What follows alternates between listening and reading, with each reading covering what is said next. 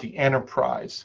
And in the last 12 to 13 months, we've all been on lockdown, and few people in the office. I'm here at the office today with a skeleton crew, and 99% of the team is working remotely.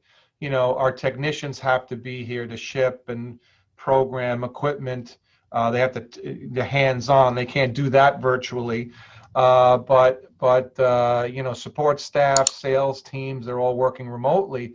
So if television or video is important to their workflow, but they're working remotely, we're now faced with the task of getting IPTV and signage outside the campus remotely to wherever wherever our employees are working or wherever our customers are. So let me dive into this. So this is what we're trying to get away from, coaxial distribution. Even to this day, you walk into a media company, a television station, there may still be a legacy RF distribution system, more of a cable TV system, or even an older satellite system that brings the digital satellite in, but then pushes it over coax into the facility. New buildings now are not speccing. The designers, the low voltage designers, the architects are not putting into the plans of putting an RF drop into every room, every space. That's been eliminated. They're putting in multiple LAN connections into every workspace. So a lot of times we're approached by tenants that take over a building, or tenants that have had a building built. It's like, wait a minute, someone forgot to put RF. How do I get my cable to my conference room? How do I get TV to my executive suite? So IP television or internet protocol television is really the only choice to stream that video content over the network. So we eliminate all these bulky cables, these splitters, these amplifiers, and we go with a more modern approach. This is what a typical head end would look like. So at the bottom, we have some RF distribution equipment, some swim technology, as we call it. In some instances, this is mounted on a wall behind the rack, but this particular customer didn't want to take up wall space, so we put the RF gear on a shelf. Then this light blue box, that's a COM 3000, which can do up to 96 channels of DirecTV with an IP output. Then for this particular install, we used a bunch of Cobalt encoders to encode some internal feeds, some stage feeds, or the CEO from his conference room wants to give a live address to the troops. That would go into an encoder that would get piped into the IPTV system. Then at the top, we have a typical install has one or two servers. One server might be the IPTV middleware, in essence, the brain of the IPTV system, controlling the set-top boxes. We'll integrate with Active Directory for authentication to make sure people can access the system. Maybe you don't want all your employees watching ESPN while they work. There's only certain channels they need to watch. So you can set up those restrictions. And then this head end, there's an uplink switch that pumps all the IP streams, all the multicast streams to the core switch in the facility. So this is a typical install. So here's a slide showing, this is the old way of doing it. Whether it's a DirecTV satellite, dish, network satellite, or cable, the old approach is to have, set-top boxes really weren't meant to be rack mounted, but there are vendors that make these rack mount kits to hold a set-top box or a satellite receiver vertically like this. But you can see it takes 4 units to hold, what is that, 7 or 8 set-top boxes. Then below that is some encoders, then there's some IP infrastructure, some switches. So we're able to take 1, 2, 3, 4, 5 8-foot racks and shrink it down into 10, 12, 14 rack units. And you save cost, you save power, you save all this equipment. These 5 racks needs to be cooled. There's quite an abundant HVAC load on cooling all this equipment in addition to the electricity. So there's hidden cost with this whole old school approach, where with the tighter integration that Vidovation does, you can save electricity, HVAC, which in turn is electrical costs. So the older approach, we're limited to component analog outputs or HDMI outputs, but often enough, your cable operator or your satellite provider will have the HDMI locked down with HDCP, which then presents challenges when you're trying to encrypt. So sometimes we're stuck with the component analog output, which looks okay, but then we have the cost of having encoders. And here on the right, an inexpensive, a decent HDMI encoder is about $1,500 a channel. I mean, if you want a broadcast encoder, it's $7,000 or $8,000 a channel. So you can see there could be tens of thousands of dollars, if not hundreds of thousands of dollars of cost on encoders, plus all this rack space, doing the old school approach. So the COM 3000, we can do 138. The COM 3000 is actually a very cool device. Like, some of our customers are not ready to go all IP. So we can do a hybrid approach. And I'll give you an example, like a university is a prime example. For the academic wing, the administrative wing, they want everything all IP. Those buildings are newer. So we go IP. IP output, the COM 3000 is limited to 96 channels, but QAM output, we can do 138. So we might feed QAM to the dorms. They don't want to put the money into upgrading that infrastructure, or we want RF in the dorms because a lot of the students are bringing their own TVs. So we stick with the old RF approach. So we can mix and match. Not every application warrants full IP. So we can mix and match. But this configuration will save $50,000 to $350,000 by eliminating the cost of encoders. Everything is nicely rack mountable. As I mentioned, 10 to 14 racks. Save on rack space, HEVC, and electricity. And this particular install, it was a telecom rack that didn't have a lot of depth. So we had to use these spacers because the rack was very close to the wall. It looks a little weird, but there's spacers there, so we had to mount the servers forward. But we had to adapt. That was the rack we were given, a very shallow rack, but we were able to mount the servers anyway. Then Vidovation, I mean, we will work with all content providers, cable, satellite, over-the-air TV.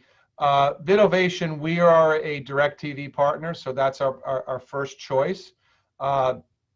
Any of you who work with DirecTV out there will know their customer service is amazing. The customer service bar for cable, it's a lot better, but the bar is pretty low when it comes to cable. But we like DirecTV. We can get on site and activate a COM 3000 in minutes instead of days sometimes with cable. So we really like the DirecTV technology. And Vidovation, we will turnkey the solution. We will put the DirecTV dish on your roof or your customer's roof. We like to do a non-penetrating roof mount, like this little sled that sits on the roof. The top picture, this particular customer, we mounted the dish inside the, what do they call it, the vanity wall that hides all the HVAC compressors that might be on a building's roof. So we were able to peek out of that so the dish wouldn't be visible from the ground. So whatever most customers don't want us drilling into their building. So we take the approach of the non-penetrating roof mount. We do ask that the customer or whoever holds the warranty on the roof put a conduit in the roof, because we don't drill through roofs. Vidovation doesn't do that. because God forbid there's a leak. So we'd have to bring the contractor in who holds the warranty for the roof to drill through the roof, put a conduit with a rain head on it in order for us to bring the RF cables from the dish down to the COM 3000. This is a picture of the front of the box. So there's 6 tuner blades. Each blade can do up to 16 IP channels. So 16 times 6, that's how we get to the 96. If we're doing a QAM RF distribution, we can do 23 tuners per blade and get to 138. 23 times 6 to get to 138 channels. This is a little picture showing the RF plumbing or infrastructure between the dish. It's America. We always have three-letter acronyms for everything. So DirecTV in the satellite industry, we don't call it a dish. That's slang. It's called an outdoor unit or ODU. So the ODU is the dish. We bring 4 to 6 RF cables down. We hit a grounding bar in case there's a lightning strike. So we want to hit earth before we get into the electronics. We have a polarity locker that locks the polarity of the LNB, the receiver elements in the dish, the LNB or the low noise block. Then we have an AGC or an amplifier. And then you could have multiple COM 3000s.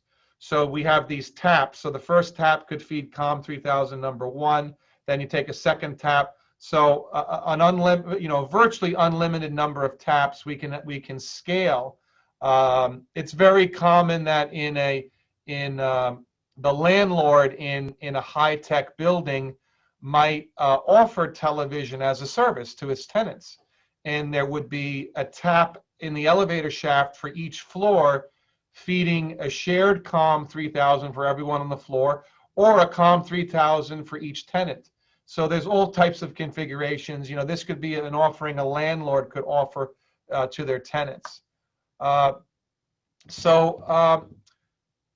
want to future-proof your design. Anything I'm discussing, it's scalable. Other systems that are out there might be locked into cable only. Then if there's certain DirecTV channels your management needs or certain dish network channels, you're stuck with cable. You have no choice. Sometimes we have customers, particularly for sports, where DirecTV is really great at the NFL Sunday Ticket. I've learned working with the Big Ten network, because they're doing college sports. Dish has some better NCAA content, so we marry the two together, DirecTV and Dish.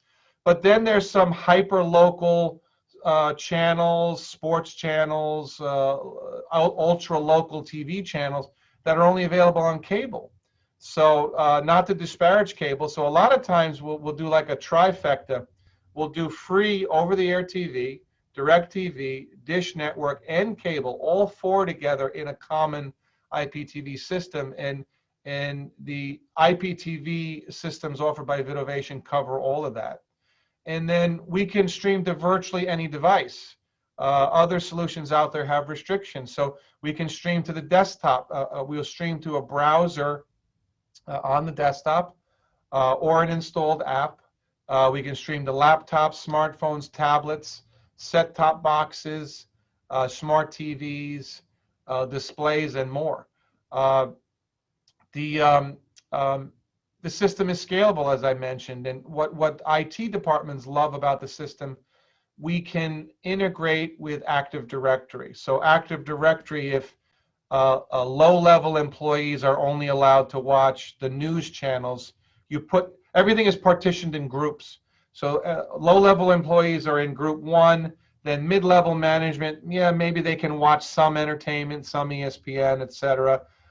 Then executives can see everything. We can even bring security feeds in, so the executive team can see everything that's available.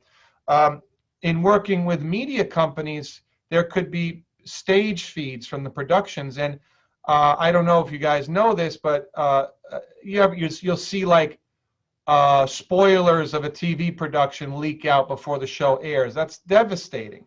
If you're on set, they either take your camera away or they put tape on the lens so no one's filming the production.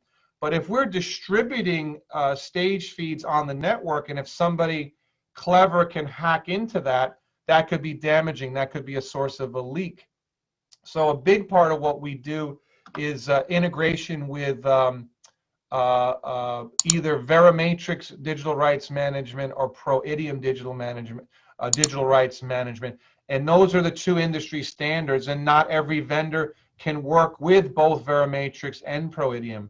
So we support the encryption that the studios demand. I have slides on that I'll get to.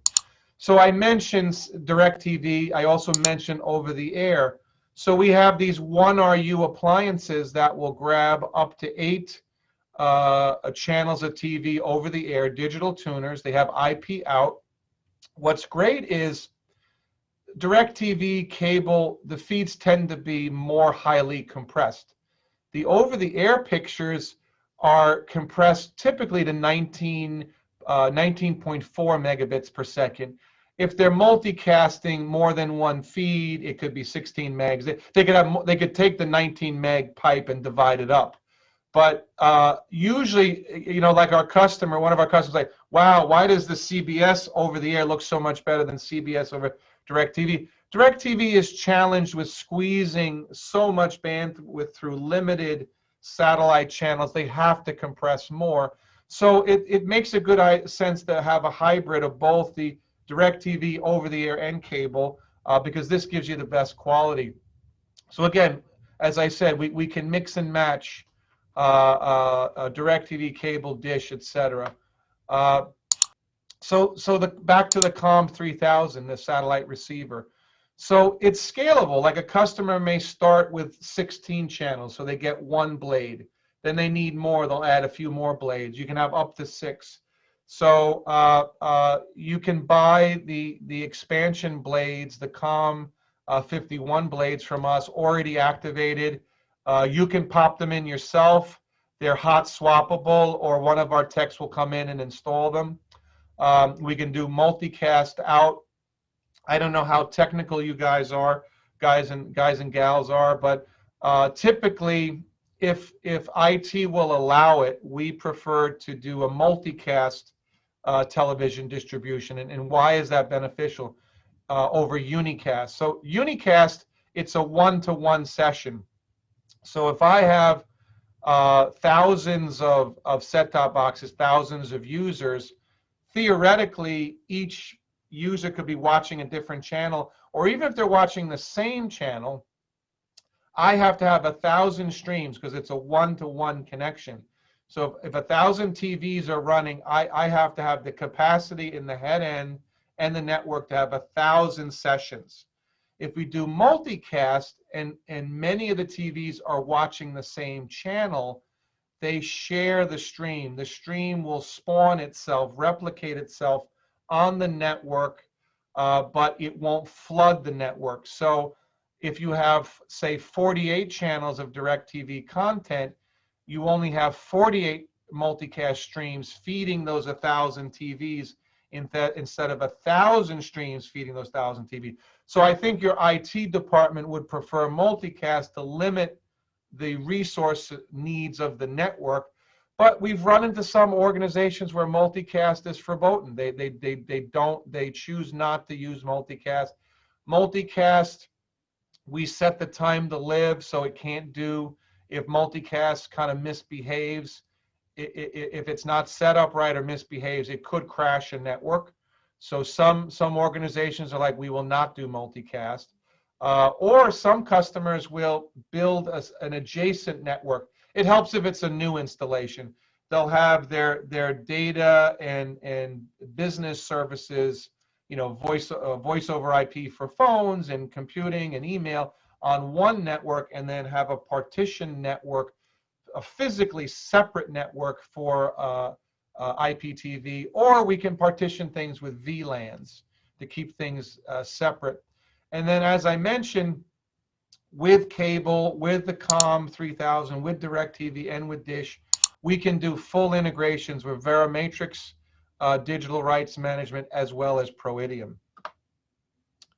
So if we are working with cable, similar to the COM3000 doing 96 or 138 channels, we can provide an RF QAM to IP gateway for up to 60 channels of cable TV. We can do work with your cable operator to activate the decryption.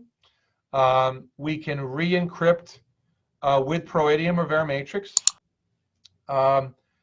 We can leave content in the clear. Usually if content is in the clear, it has to be standard definition. The big fear of the studios of cable and DirecTV is someone bootlegging high quality content, HD or 4K content, and people using that maliciously. So encryption is very, very important. And the number one encryption and digital rights management standard out there is what the folks at Verimatrix do, and not every television system can integrate with Verimatrix. So that the studios trust Verimatrix. Encryption is all they do. If we're in a Samsung or LG environment, Proidium, I think, is a close second form of encryption that's industry accepted. So if we have set-top boxes that support Verimatrix, we have set-top boxes that support Proidium, smart TVs that support Proidium. So we encourage, as I mentioned on some of our other calls, whatever your needs might be. We have like a questionnaire we ask you. Everything is fully customizable. So we're going to ask you about the environment. So we will do our best to build an IPTV system that not only fits your needs, your workflow, but also fits your budget. So we're going to ask a lot of questions to get the system designed properly. So as I mentioned, I mentioned encoders. So we can integrate internal live feeds, studio feeds. We're working with casinos. So one casino we're about to work with now, they want cameras when they do the bingo drop. And especially with COVID, not everyone can go into the room where the bingo is or the keynote, so they want to push the feed out because ultimately they want people staying at the tables gambling, not getting up to go see if they won the bingo. So they put the bingo up on the TV so people can continue playing blackjack. So whatever the application may be, whether it's your CEO wants to do an address to the troops, bingo feeds, studio feeds, whatever live feeds, marketing feeds, but also don't forget digital signage. I'll talk more about that. So we can intermix your own internal live content with live cable, satellite, and over the air. This is the big slide. So if there is a breach and content is stolen or replicated, the first line of defense or DirecTV, Dish Network, or cable are going to be alerted. Content is watermarked, so they know it came from DirecTV. So where did this content, where did this breach occur? So our customers, many of them are media companies themselves or studios. They create content, so they particularly are adamant about encryption and protection, and in most cases they choose the flagship form of encryption known as Verimatrix. So Vidovation, we take this very seriously. We're certified partners of Proidium and Verimatrix. Our team is very well versed in the implementation of both encryption standards. So this is really, really important. There are a lot of legacy systems out there now. We're not the police. If you engage Vidovation and we see something that's not quite encrypted properly, we're just going to tell you how it needs to be modified. That's not our job. It's none of our business. But we will not add to a system or install a system that is not studio and digital rights management compliant. So we can help you get your system, or we certainly will put in new systems that are compliant. Then many customers have video on demand content of their own. So in the enterprise, you're probably not doing Hollywood video on demand. This is more like Some of our customers, we have like an analytics plugin where maybe here in California, businesses with 5 or more employees, we all had to take mandatory state-mandated sexual harassment training. And a lot of the training we did at Vidovation was video based. We'd watch a video, then answer some questions. So this training content could be pushed through a video on demand system. And since we're tied into Active Directory of every employee, the HR department can get a report from the television department, tell me which employees did not watch the training video. And then an email can go out saying, hey, you didn't watch the video, or you only watched half the video. To be compliant, you need to watch that entire video. But then we have customers that are running hotels and resorts, so they need the Hollywood form of video on demand. And we can stream in from the internet Hollywood programming, recently in theater programming. Your typical corporation's not going to want that in the enterprise. You don't want people, watching video on demand while they're working. They're supposed to be working. But I don't know. Your workflow may dictate that if for entertainment purposes. But so we can do more of a corporate video on demand, but as well as a Hollywood pay-per-view video on demand as well. A secondary part of this is what we call a personal video recorder, or just another way of saying DVR.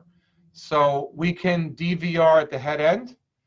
So typically our IPTV middleware server has 2 terabytes of storage. It's nice if, it's particularly with sports, a home run is hit, you want to do that. If you're not recording, you want the back button. So to do that, we need storage in the head end. So we can set it up where every channel is recorded, and there's a 2-minute buffer, a 30-minute buffer, a 2-hour buffer. So someone could step away from their computer. Think of like a sports league. An analyst is watching a game, had to step out for a meeting. Oh man, I missed the last hour of the action. If we have it set to record an hour, they can back up an hour, or they can DVR the whole game, similar to how they would DVR it at home. So it depends how you want to set up. If 2 terabytes is not enough, we can add storage. We can also connect to a storage array that the enterprise has. So as long as if there's storage visible on the network, we can take advantage of that and record to that storage media. So essentially, we can have unlimited control or unlimited storage.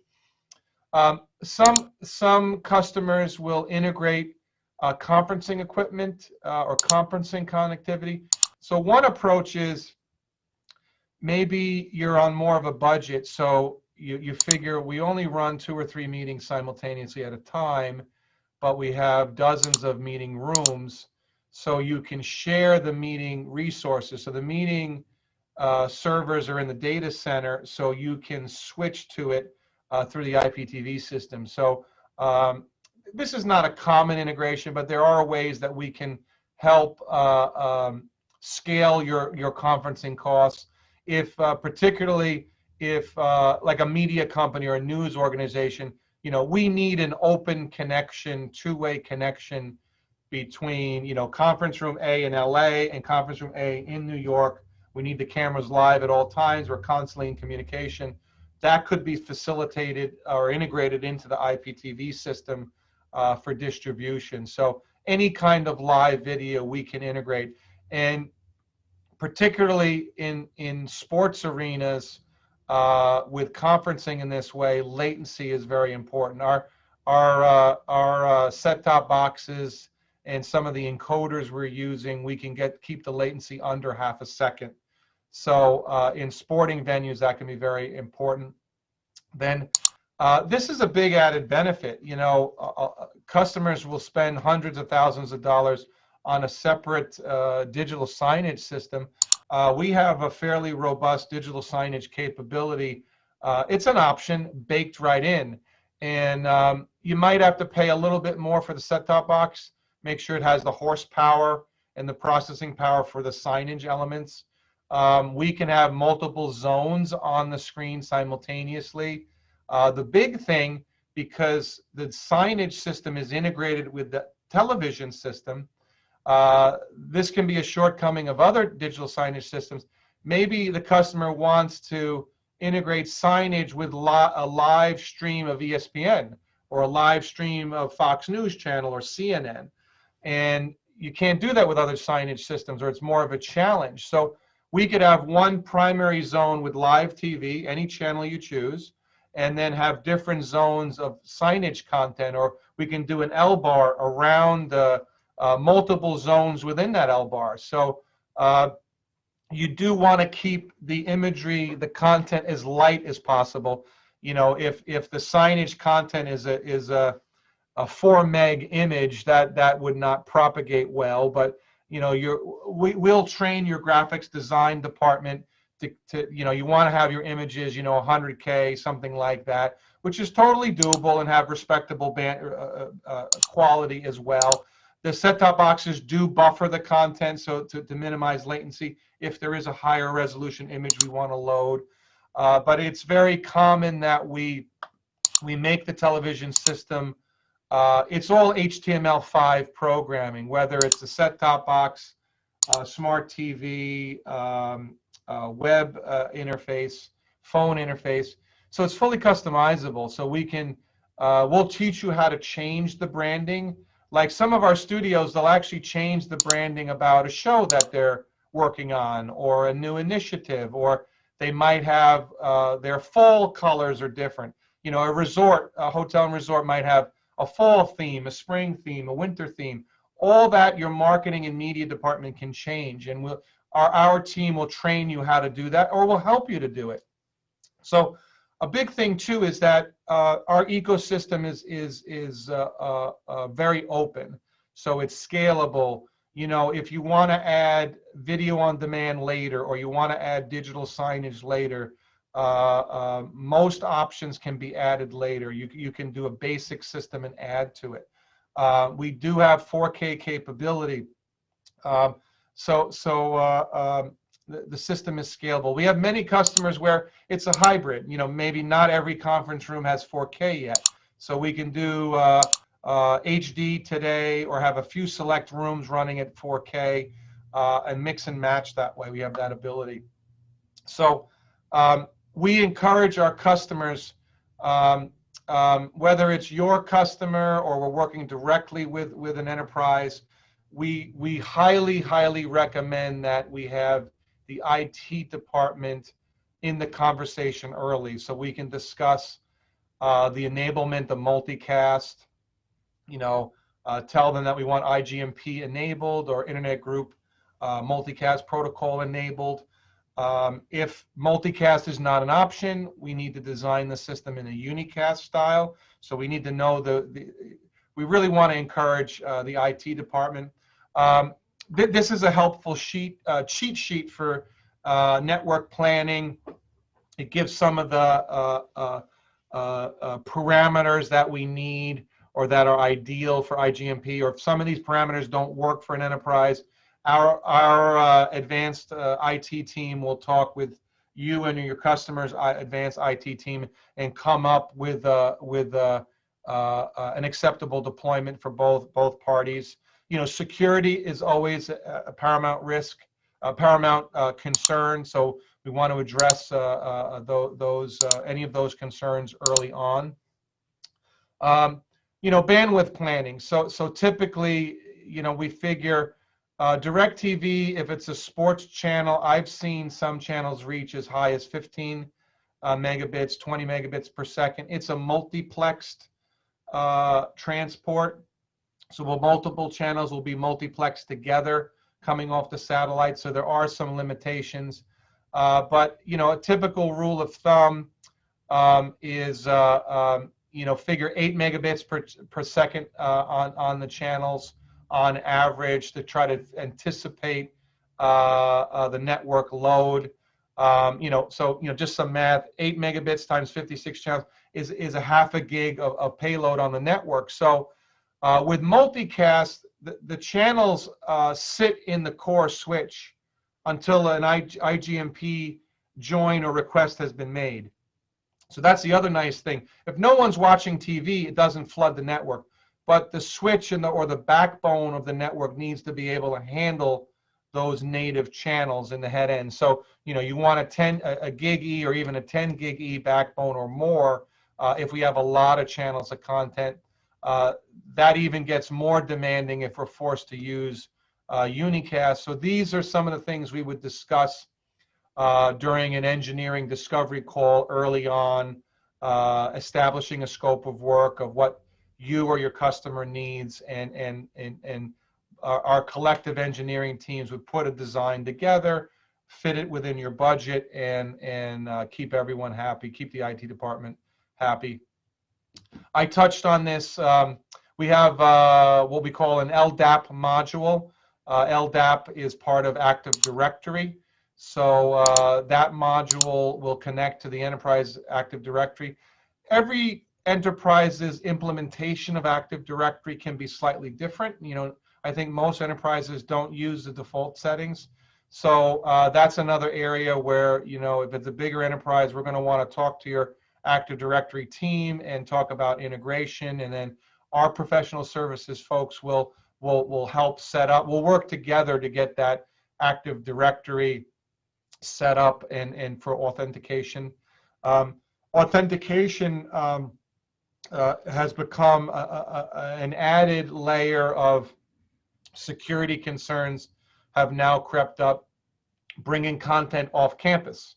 An IT department can keep everything nice and prevent streams from leaving the campus maliciously, or someone from hacking in. So we have to add dual authentication to get content off campus, and again tie into Active Directory to make sure, is this an employee that's trying to watch this secure stage feed from home? Through double authentication in Active Directory, we can authenticate, yes, it is John Smith. He's working from home today. He's allowed to see this channel. Again, I touched on the interface. So some corporate customers like Viacom corporate wanted more, corporate look, blue and black, their colors, just a simple television button. There could be other buttons for news, other buttons for video on demand. The Nickelodeon desktop, of course, is more whimsical. It has the orange slime. It's orange with, I think, the slime dripping down the screen. So they may change out the skin or the desktop of the system. Might put SpongeBob up there at Nickelodeon, and all of this is controllable. It's supports cascaded style sheets, HTML5. You can see hotel and resort.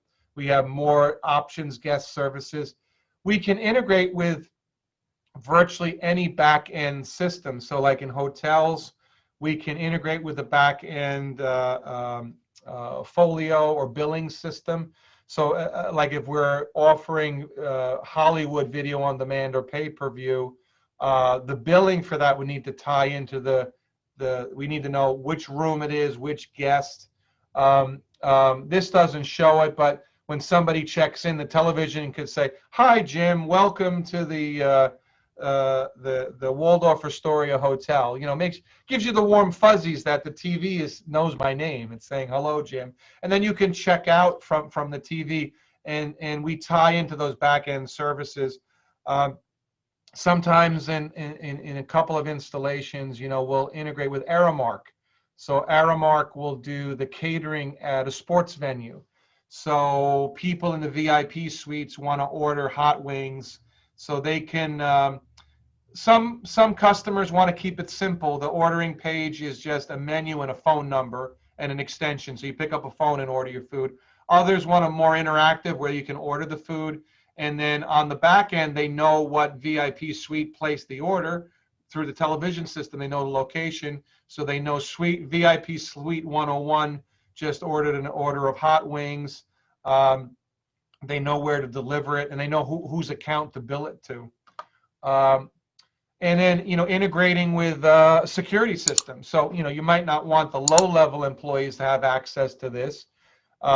Most security systems are probably H.264, some form of MPEG. We can even MPEG-2. We can bring that into the system. So your security department, your senior executive management can tap into the security cameras, or it's a means of getting the.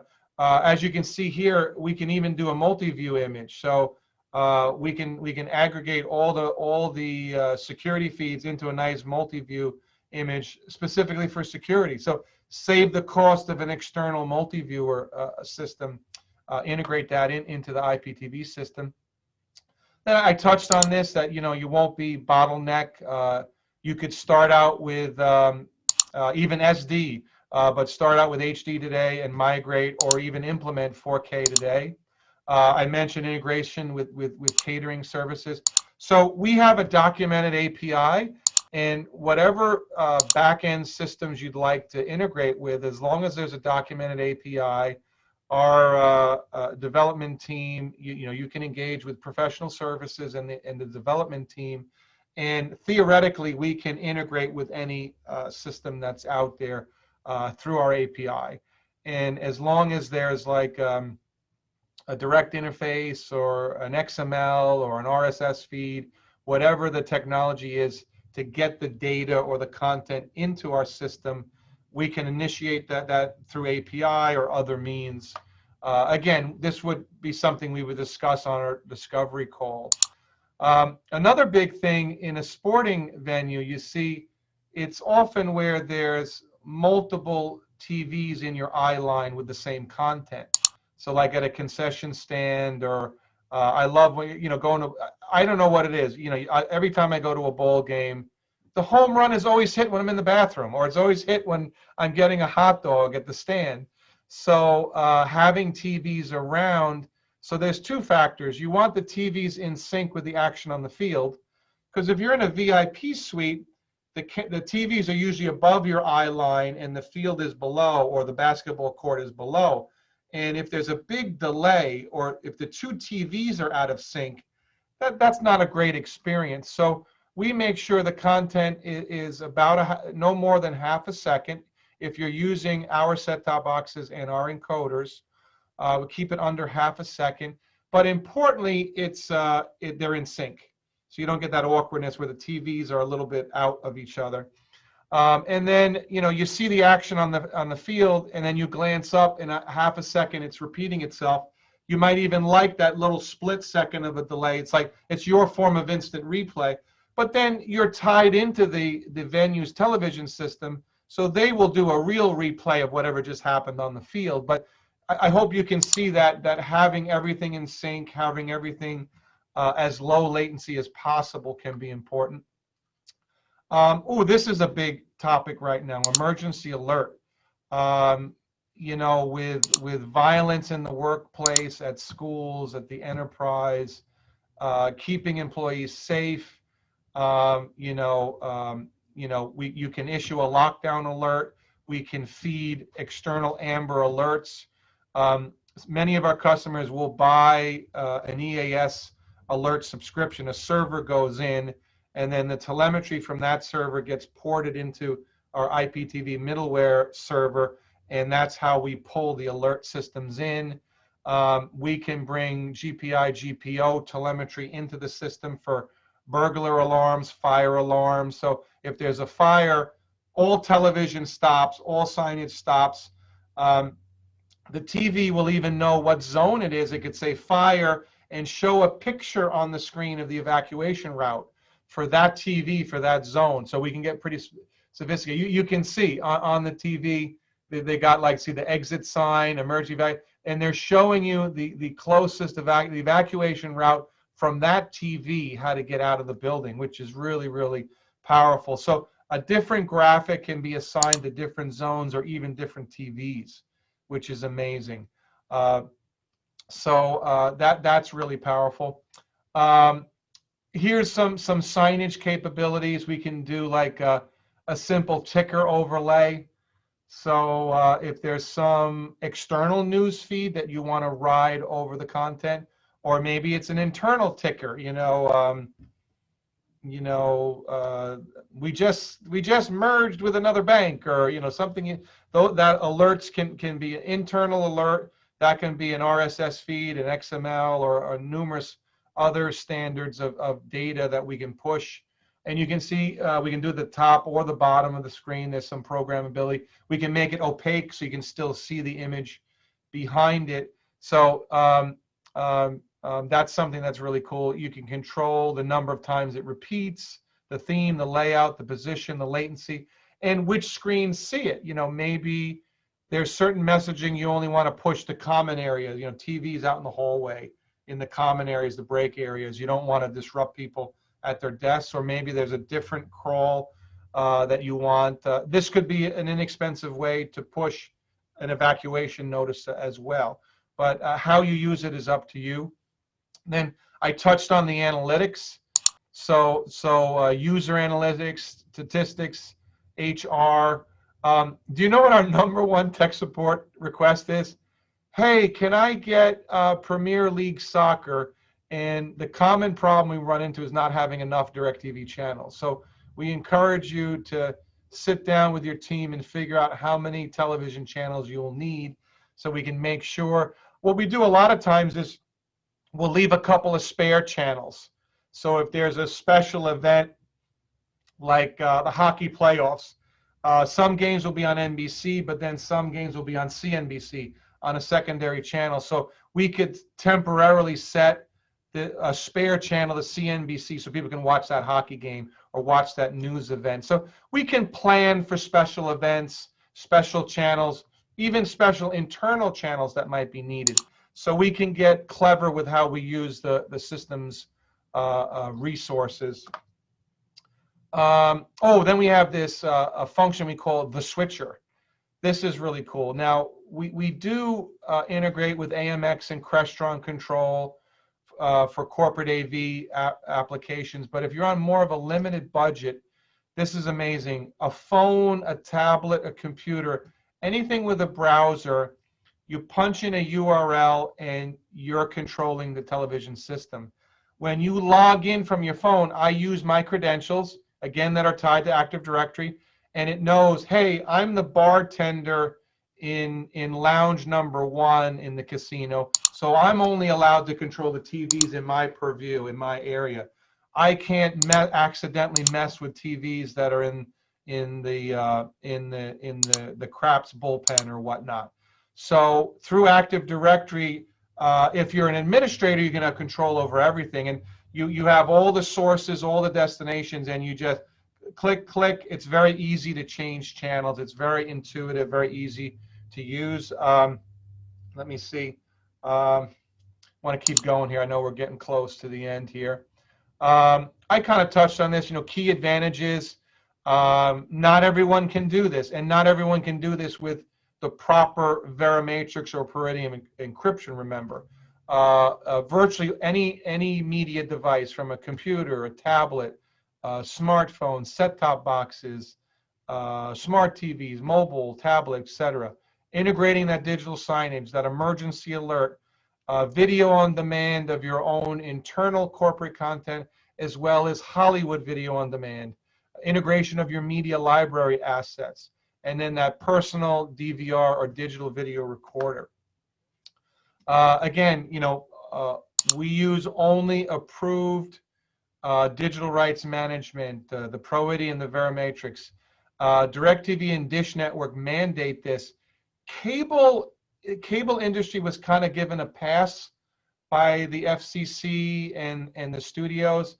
Last couple of years, they cracked down on it. So now, you know, in the past, content brought in by cable was being distributed in the clear. Those days are over. That needs to be encrypted with either Proidium and either Proidium or Verimatrix, and we will help you be compliant in all those regards.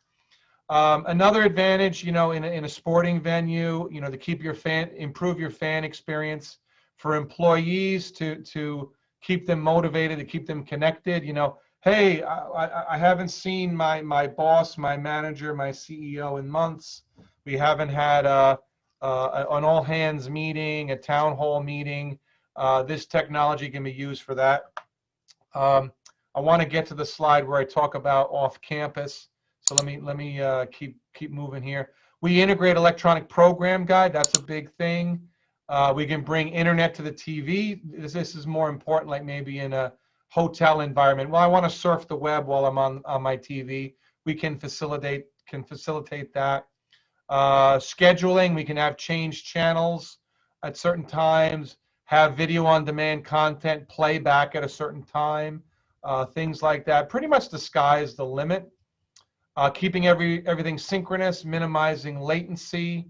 I mentioned multi-view or mosaic layouts, multiple layouts, signage, graphics, overlays. So here's a typical architecture. So we have our satellite or over-the-air coming in. We're hitting either our COM 3000, our COM 3000 DirecTV, or our smart box from Dish, or the QAM to IP gateway for cable, or maybe we're using a few. If you only need a few channels of DirecTV, it may not make sense to buy the whole COM 2000. So I mentioned not using encoders. You know, that was the old way of doing it. There's exceptions to every rule. Then we have our middleware server. Some of these boxes, it's all integrated together. Really, these are separate modules within the platform. Time shifting, DVR, set-top boxes. But this is a slide I wanted you guys to see. Many of our customers are like, hey, Jim, you built an enterprise IPTV system for DirecTV and our internal feeds. Now we got people working from home, people working all over the world. How do they get in? Now, we're not allowed to move cable or DirecTV content outside the enterprise. DirecTV content, Dish content, cable content is not allowed to cross a public thoroughfare. These rules, I will argue, are antiquated. Hopefully they will change soon. So in this application, we're just bringing internal feeds out to the outside world. So you can see here this yellow line. Above the line is inside the enterprise. We're talking to the main server for Active Directory, talking to our IPTV middleware server that's doing authentication. Top left, we have our encoders bringing in stage feeds. We don't need transcoding to broadcast on the network, but then we have adaptive bitrate transcoders to HLS to go to mobile and Wi-Fi, because people are on Wi-Fi, we need adaptive bitrate HLS. Constant bitrate, Wi-Fi can't handle that. So we're able to do Wi-Fi and mobile on the campus, but now we can do Wi-Fi mobile outside the campus or to people's browser on their computer at home. And you can see here the hardware on the lower third is in a DMZ.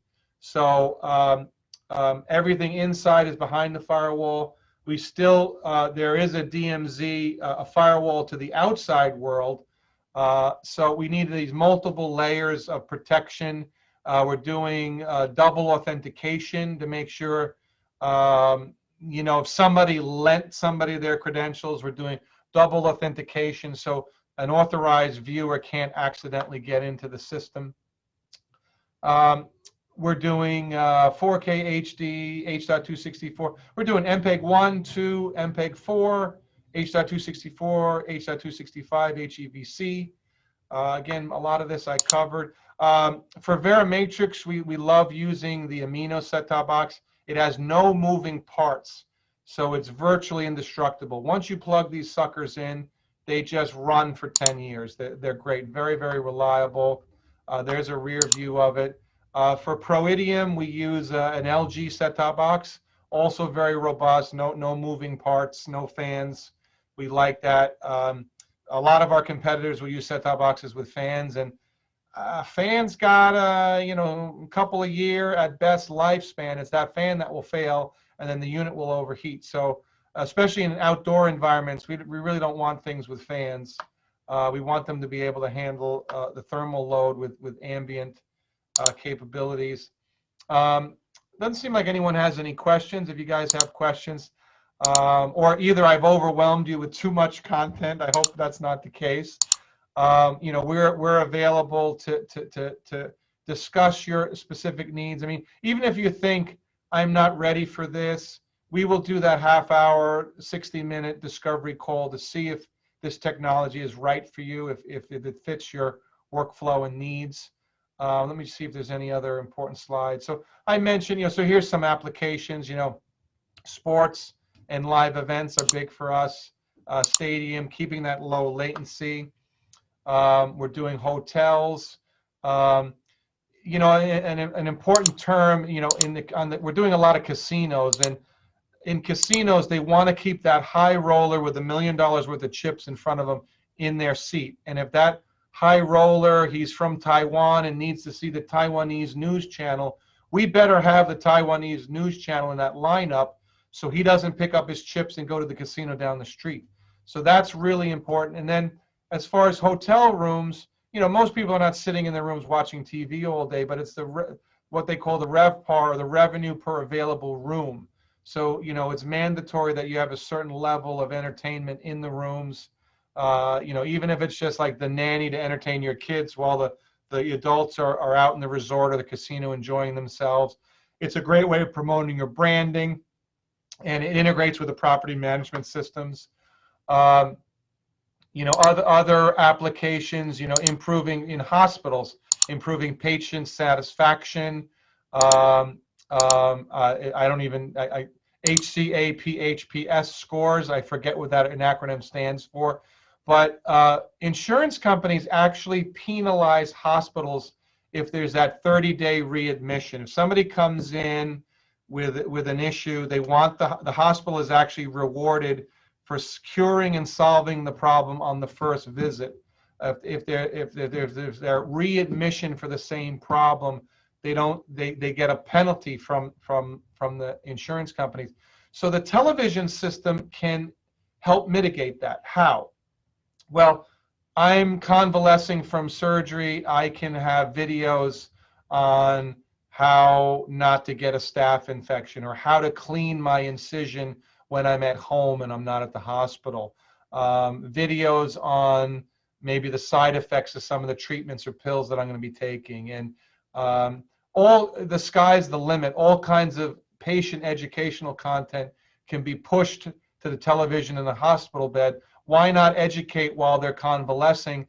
This way, when they get home, even some of our customers will have a 30-day access on a mobile phone where this video library follows the patient on their own device. Like, what was that procedure for cleaning my incision? Oh man, I wish I paid attention when I was in the hospital. Oh, wait a minute, I have a connection in my phone.